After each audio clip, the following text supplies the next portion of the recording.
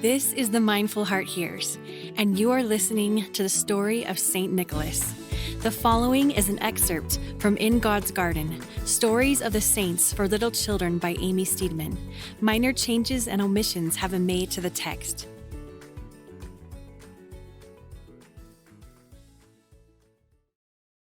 Of all the men whom children love, is there any to compare with Santa Claus? The very sound of his name has magic in it, and it calls up visions of well-filled stockings with the presents we particularly want peeping over the top or hanging out the side, too big to go into the largest sock. Besides, there is something so mysterious and exciting about Santa Claus, for no one seems to have ever seen him.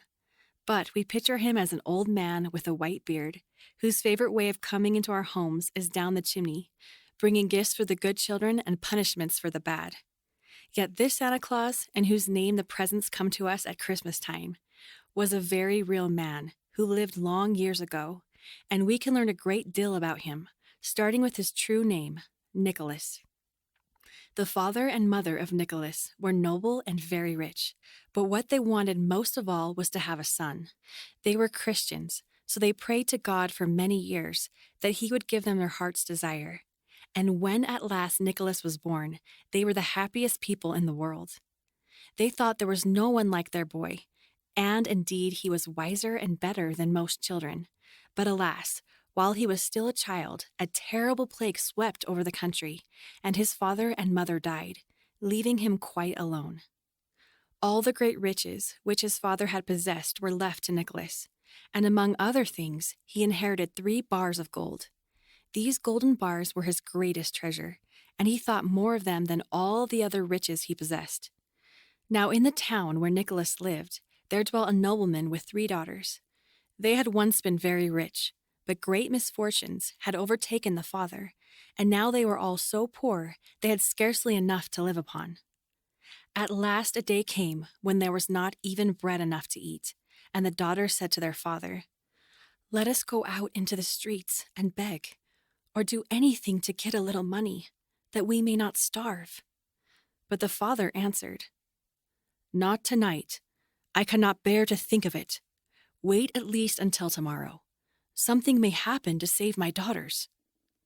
Now, just as they were talking together, Nicholas happened to be passing, and as the window was open, he heard all that the poor father said. It seemed terrible to think that a family should be so poor and actually in want of bread. And Nicholas tried to plan how it would be possible to help them. Then he remembered his golden bars, and that very night he took one of them and went secretly to the nobleman's house, hoping to give the treasure without letting the father or daughters know who brought it. To his joy, Nicholas discovered that a little window had been left open, and by standing on tiptoe, he could just reach it. So he lifted the golden bar and slipped it through the window, never waiting to hear what became of it, in case anyone should see him. And now do you see the reason why the visits of Santa Claus are so mysterious? Inside the house, the poor father sat sorrowfully watching while his children slept. He wondered if there was any hope for them anywhere, and he prayed earnestly that heaven would send help. Suddenly something fell at his feet, and to his amazement and joy, he found it was a bar of pure gold. "My child," he cried, as he showed his eldest daughter the shining gold, "God has heard my prayer and has sent this from heaven. Now we shall have enough and to spare. Call your sisters that we may rejoice together, and I will go instantly and change this treasure." The precious golden bar was soon sold to a money changer, who gave so much for it that the family was able to live in comfort and have all that they needed. And not only was there enough to live upon, but so much was left over that the father gave his eldest daughter a large dowry, and very soon she was happily married.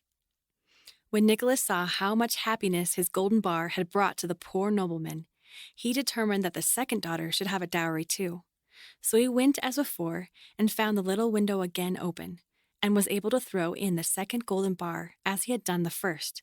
This time the father was dreaming happily, and did not find the treasure until he awoke in the morning.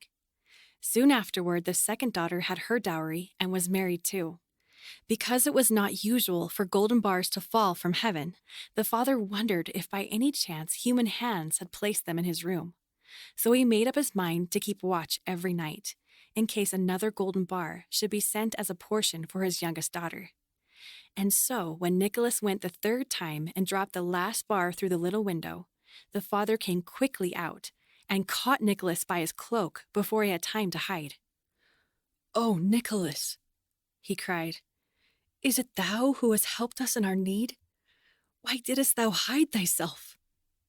And then he fell on his knees and began to kiss the hands that had helped him so graciously.